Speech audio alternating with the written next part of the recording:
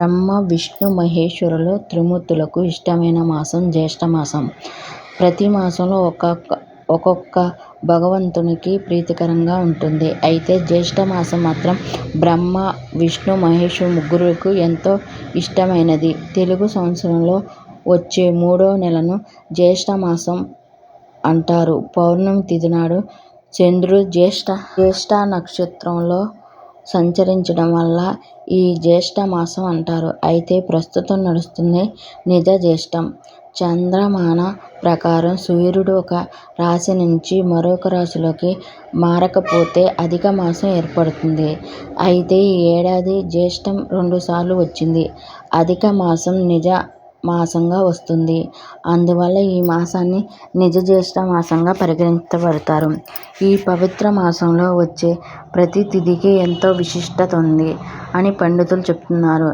ఆధ్యాత్మిక చింతనకు, దాన ధర్మాలకు ఇది చాలా అనువైన సమయంగా చెబుతారు.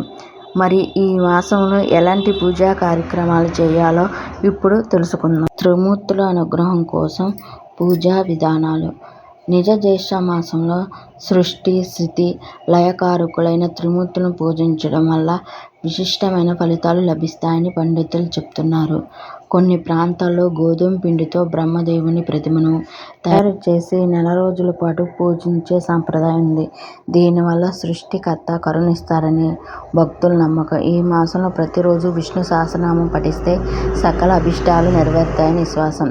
ఇంకా జ్యేష్ఠ బహుళ చతుర్దశి ఉన్న తిథి రోజు శివుణ్ణి బిల్వపత్రాలతో పూజిస్తే అనుగ్రహం లభిస్తుంది పురాణాలు చెప్పబడుతుంది. ఈ విధంగా త్రిమూర్తులను పూజించే మాసం ఎంతో విశిష్టమైనదని పండితులు చెబుతున్నారు.